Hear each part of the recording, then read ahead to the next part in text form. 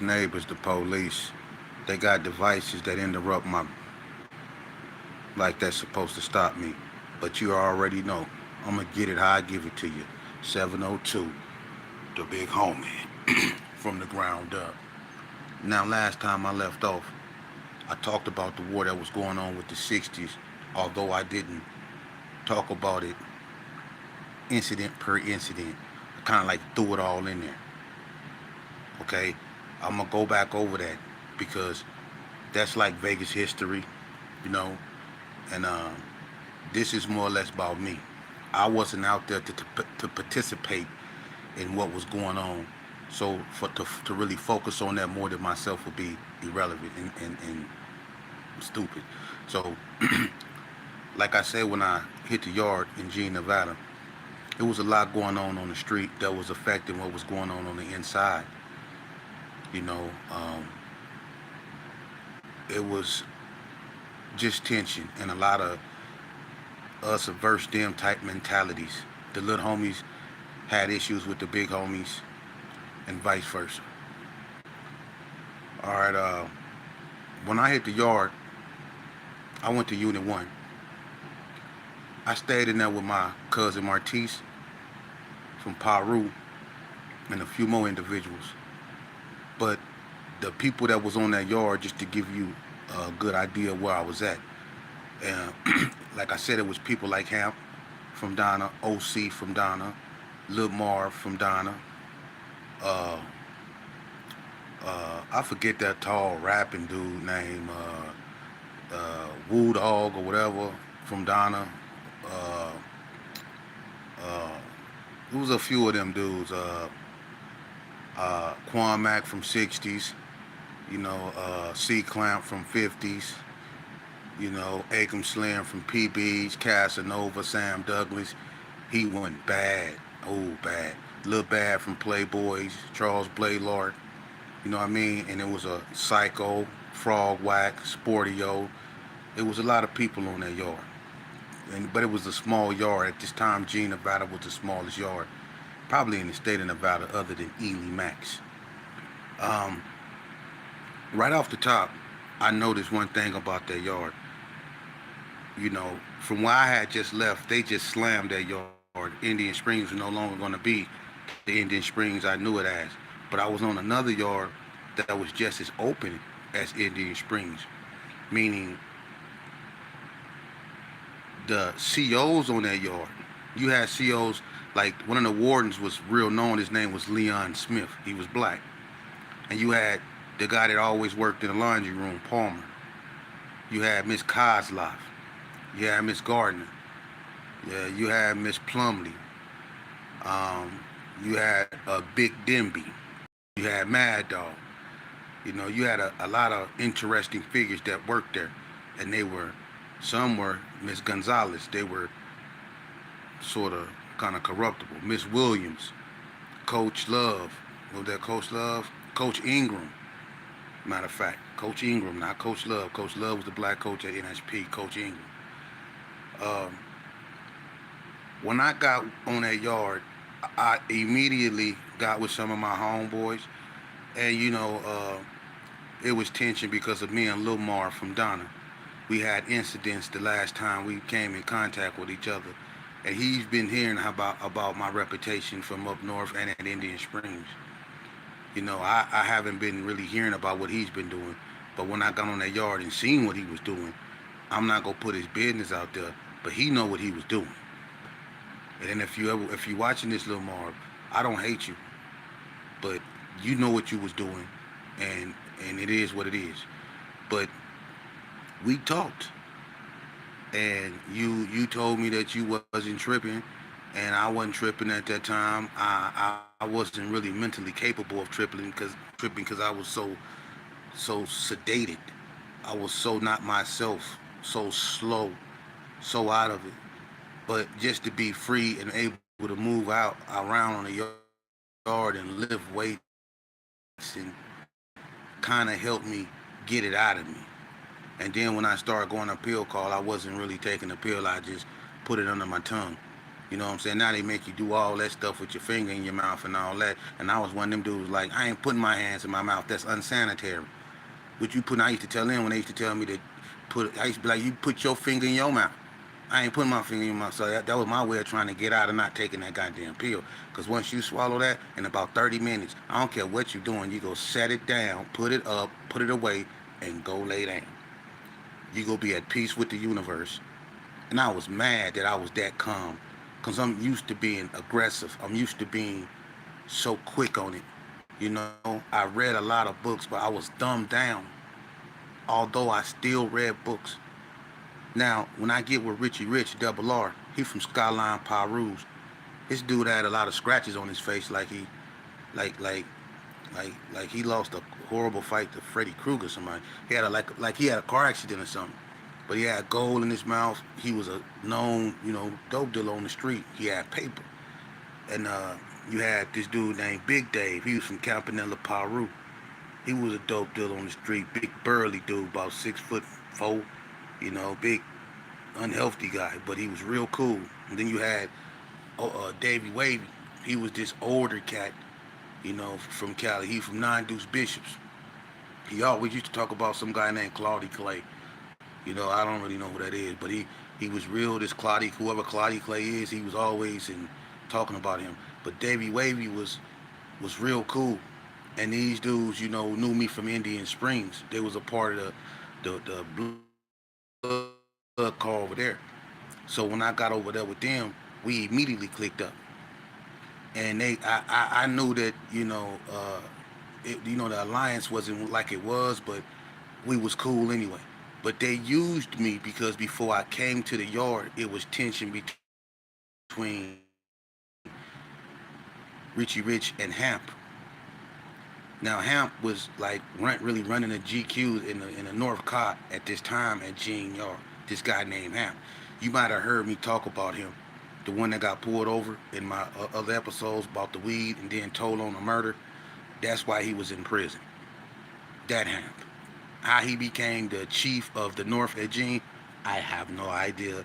Ask them. But he was a chief.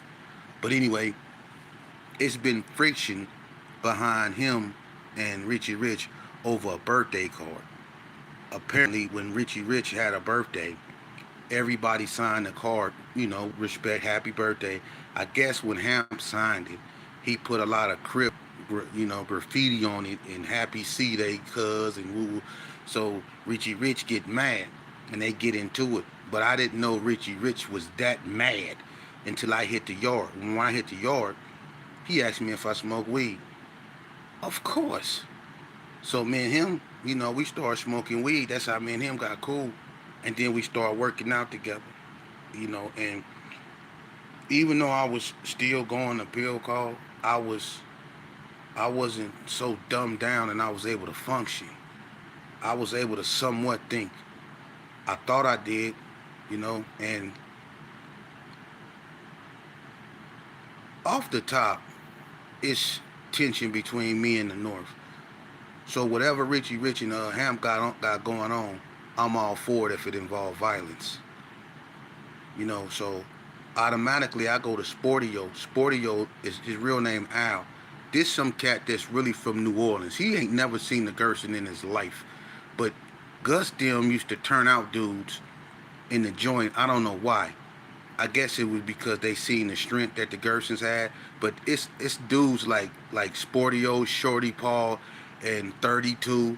32 is from Kansas City. Shorty Paul is from Chicago.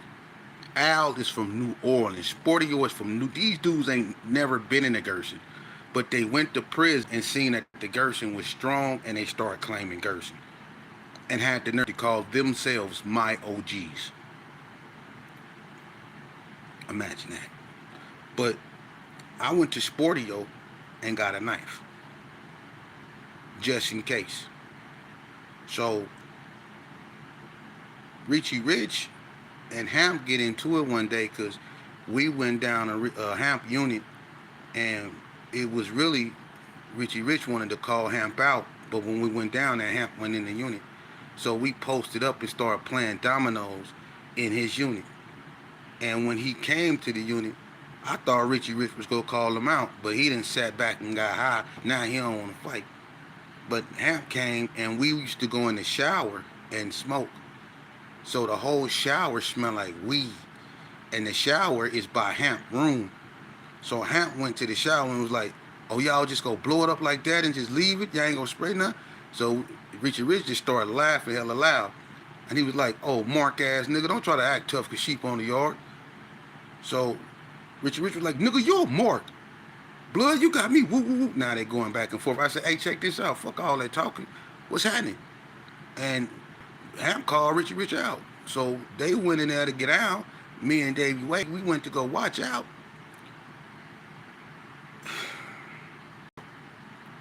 It didn't go Richie Rich way. You know, some people just irk me, and Hamp one of them. You get pulled over for some weed, and you didn't just take the little weed charge. You tell them a murder that you helped commit, and tried to keep yourself out the story like they was stupid. You get everybody caught. You go to prison. You somehow become the leader of the North on Gene Yard. And then when you square with Richie Rich, who I thought was, you know, you win that. So I'm heated. I'm heated. I'm heated. You know, so yeah, I didn't like that, man. I didn't. I didn't. And every day it was like, you know, I used to tell Rich, you know, I used to, hey, stab that nigga. Here, get this thing. He was like, I'm gonna get him, I'm gonna get him. But his face was messed up. I'm like, man, you know, he knocked you out, dude. You got to get him. I don't like that. So I got an attitude. And it was this light-skinned, deaf dude from Donna. His name was Richie Rich, something like that with a Rich. He can't hear, but he damn sure can read lips good. Cause one day we was coming from breakfast, I stayed in Unit 1, he stayed in Unit 2. Now him and OC was together. I walked by him. When I walked by him, I mug him. And he one of them deaf dudes that's aggressive. He one of them hostile ass deaf dudes. You know, he with the function. He can't hear nothing, but he with the function. He can read lips good. Cause when we walked by each other, I said, "Oh, crab ass nigga." And he said, "Fuck you. Fuck you, herb ass nigga." I guess he was calling me a herb. He was like, "Fuck you herb ass nigga. Herb." And he was talking loud, right? So I'm kind of throwed off cause he sound weird. And I'm like, "OC, you better get that motherfucker." You know what I'm saying? And I guess when I said, "OC, you better get," he read that. And he was like, "Motherfucker, I'm like, man, he sound horrible, you know what I'm saying? But now I'm keen in on him. You know what I'm saying? I'm just sitting there staring at him. He going off like he really trying to get to me, like pushing and shoving. So I'm like, I'm gonna kill this motherfucker. You know what I mean? I don't care he tough. I know he calling me all kind of herbs and stuff, and I'm gonna get you, dude. You know, and plus Rich just got knocked out. So I leave because we drawing attention to ourselves. I go in the gym, and in gym, you can go upstairs. That's what Coach office was. It was upstairs, or you can go downstairs. You know, and the coffee shop was like a little slit in the wall on the outside of the gym where people line up and go. You know, and the yard was so small, it just was a circle, and it was only like Unit 1 through 5 units. Well, 6. It was 6 units. But that yard was small, like 500 people, literally. And when I went in the gym, I guess he calmed down. They didn't know why I went. So this cat, he went and bought him a soft serve. That's one of them ice cream things you eat out the coffee shop. That, you know, at G Nevada, they used to eat these soft ice cream thing they call soft serve. I call some of them dudes on the yard soft serves. You know what I'm saying? But anyway, he go get him one of them. Now he don't know I didn't went in the gym and I didn't went upstairs. You know what I'm saying? Me and Richie Rich, we upstairs. We doing our thing. We actually up there doing transact. So when we come downstairs, I see him walk through the door, the gym door, and go walk over there by the punching bag, going over there toward the basketball court. So I tapped Rich. I said, "That's the motherfucker that was woofing that shit this morning." You know what I'm saying? That I was just telling you about. He said, "That dude, deaf sheep." I said, "Is that right?" I went over there. I tapped him on the shoulder. I said, "What's happening?" Soon as he seen me, he dropped his soft serve and threw his deuce up like, "Nigga, what's up? What up? What up? What up, mom? What up, mom? What up?" And so I was like scratching my head, like, do I really want to fight this dude? I was like, man, I'd knock you out, man. I could just, I turned around and walked off. He was like, "You ain't think, heard about nothing, heard about nothing, no heard about nothing." And he kept calling me out. I know he was saying Herb. So I turned around. I say, "What you say, dude?" He said, "You heard me." I just couldn't say no more. I knocked him out. Slap it. Boom. Right on the spot. Rich, light-skinned, deaf dude from Donnie. Knocked him out. Right there in the gym. Slap him. And bagged up like, bitch ass nigga, like I did something, right? So I turned around and I said, "Yeah, you see what I'm saying, Rich?" I turned Richie. Rich was gone. He left me. I ain't leaving when he got knocked out. But he left me. So I scally up out of there too. He in that seat. We run back to the unit. I go up in the unit. He in the bed dying laughing. He tell Davy Wavy what I did. We mount up because we know the crib's coming. Sure enough, they came. All of them. Charles Blaylock, all of them come. So we group up. What's happening? I got my thing. I want it. You know it. They know I want it. Lil Marv, you knew him. Y'all remember that? Y'all, I wanted it. And it was a standoff. Uh, what's the dark skinned guy y'all? Cornelius, the Muslim y'all call Jihad. He came and tried to find a diplomatic approach. I tried to line it up with the deaf dude, and he was like, "Come on, Sheep, that's a handicap." I said, "Well, which one of y'all want to get down in this place?" Because I was going to trick you in the room, and I was going to stab one of y'all to death. That's what I was on. They had me on medication. My mentor was dead. I didn't care. I was really kind of off. So that was my whole thing. Trick you in the room, and that was my mentality at that time. That's how gone I was. But I didn't just realize, because if I was in my right mind, I wouldn't have never hit him. I don't care how mad we are or how mad we get. He was deaf. And when I'm older now, and I don't say that to say I knock out a deal. I say that to say that that's how messed up I was. Quick to spaz, but yet so slow to think. And that could have turned out ugly. People could have got drawn in that, and people could have actually got killed. But when that incident happened, it really brought tension on the yard because a lot of Vegas people, a lot of Vegas bloods didn't like that. Me and Akam Slim got into it on the way pal because I stole on that dude.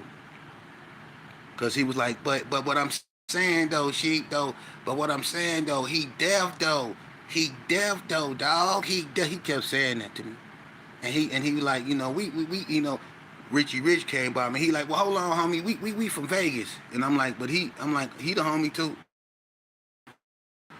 So Akam wasn't feeling my attitude. He was like, you over here showing out for these Cali dudes, and I'm looking at it like, nah, I ain't showing out for nobody.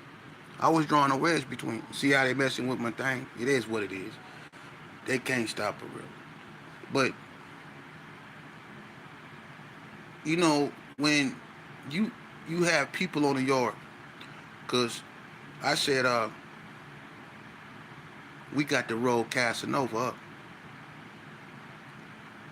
I started doing things like I was doing at Indian Springs, but with them, and they liked it because it was just something to laugh at.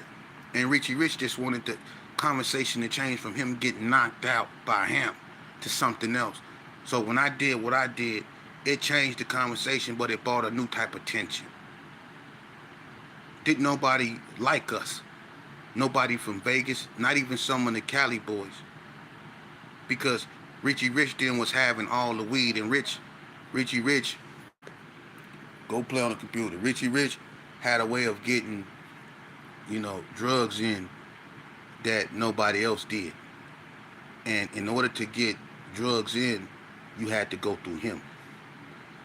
And if you want an ounce in, you had to pay him an ounce in return. If you wanted to bring in a half ounce, you have to give him a half ounce. So all if you had it was an ounce, half that is his. So he bought that in plus what he bought in. So he was having major weed, major weed. And the Crips was mad that they had to go through him to get it in because it was hard to get it in, even though Gene had one of the most relaxed visiting rooms in the state of Nevada. It was hard to get the amount of weed that they was trying to get in. But he had this cold method of getting it in. And I'm gonna leave it at that. Okay, so he decided one day after, them two skirmishes, he was cutting them completely off.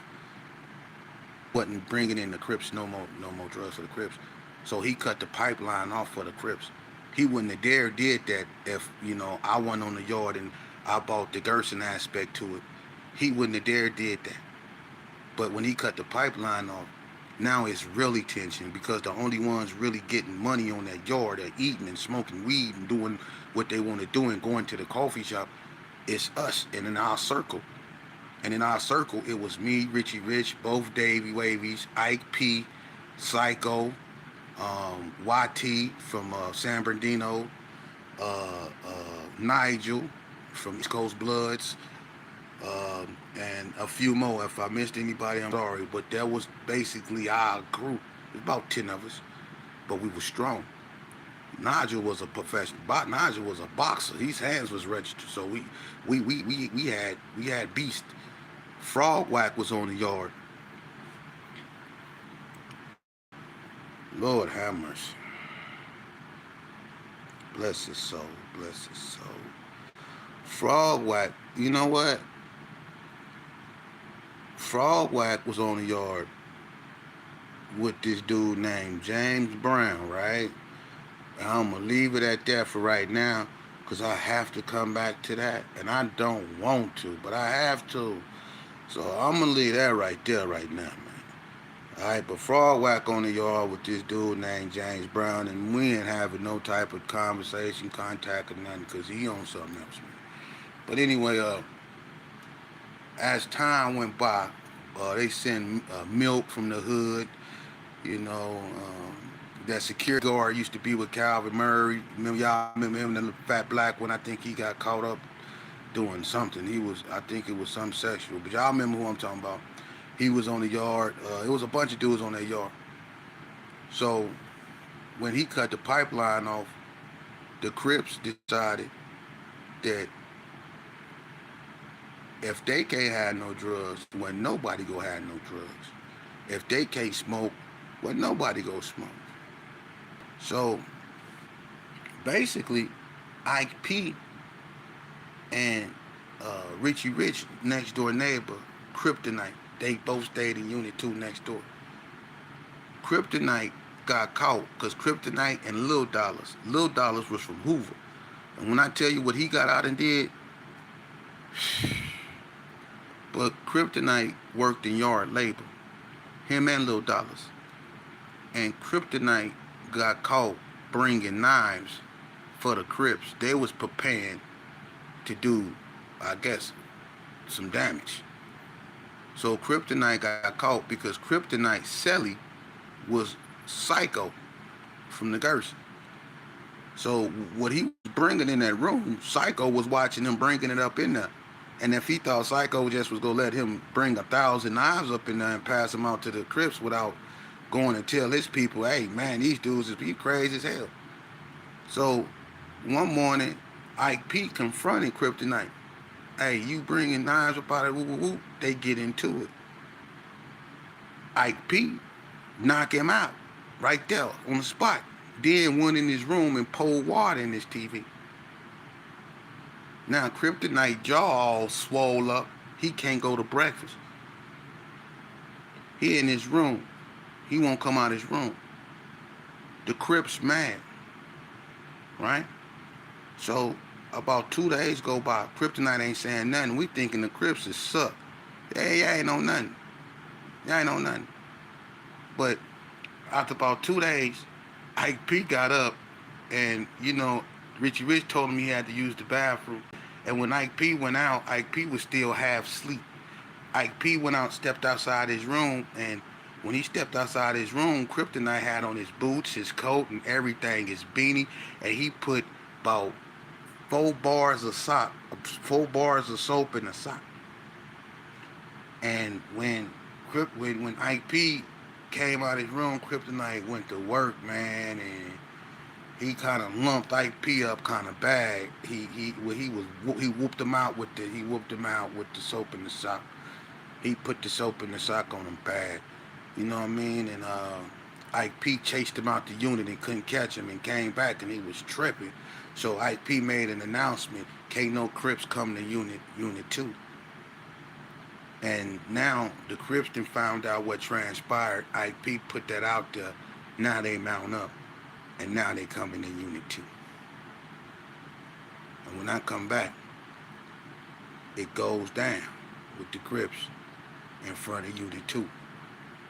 And when I mean it goes down, it goes down. All hell break loose in front of unit 2, Eugene, Nevada. Can't catch a break, man. Can't catch a break.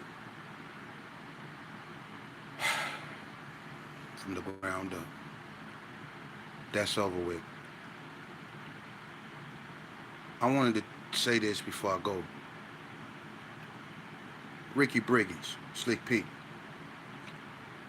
I didn't want to say nothing about this. That's why I didn't. But like I said, if you're going to put yourself out here and you want people to understand your story and you want to be genuine in what you say, you can't be afraid to show your vulnerabilities. Not, it's some vulnerabilities that stay between you and God for obvious reasons. But the vulnerabilities that people, can take and make, ridicule you. So when you open yourself as an open book and you are read, you're going to be criticized in ways you don't want. And with that, I'm saying this. It was an incident that I never spoke on in Indian Springs, and I'm gonna make it real fast. I was going through, like I said, when I got stabbed. I had an eye disease called keratoconus. Okay, ever since I was a little kid, and keratoconus is basically your corneas, which is your outside of your eye lenses, being shaped. Mine wasn't normal. They wasn't shaped like, round. They were shaped like bullets. And I used to wear these contact lenses. I said I was gonna go back over that. Mr. Watson from Elko was the one that found out I had the eye problems, and they gave me these hard contact lenses to wear. It was to stop the eye disease because they don't know what causes it. But eventually, after I got stabbed in the eye, I still had keratoconus in the other eye. I had it bad in the other eye. And me and Ricky Briggins we were cellies. And one day we was playing this game. It's called Casino. And we was sitting there playing. And although I was stabbed in one eye, and I still was going through rehabilitation in one eye. I had stitches in my eyeball. I was going through rehabilitation. I was sitting there playing Casino with him, and my good eye, the lens, the cornea, it exploded right there in the room. And I was completely blind. Slick P from Paru made sure I got where I needed to be. They had to do an immediate operation on me and didn't even know if my cornea was going to take the donors. Prison don't care about you. I have been waiting on a donor because I was on a transplant list for a long time, even before I got stabbed. I needed corneas. My operation was scheduled for the exact day that my corneas bust. My doctor name was Tyree Carr. He was black. That man saved my sight, or what's left of it. I don't need sight. It's an ugly world. I use insight. I use my third eye to see. That's neither here nor there. But I wanted to tell Ricky, thank you. Because I was completely blind, not just in that moment. I was completely blind for a few months. And I didn't talk about that because it's sentimental to me. It's more to it. I had to go to the child hall surrounded by my homies and rely on them to be my visuals. When we was warring with the North, I was such a vulnerable target for a very long time. And my homeboys made sure I got where I needed to be. They were my eyes. We went to dinner at night. It's rocks the size, I don't know what on that yard. All it takes is one. I couldn't see it coming.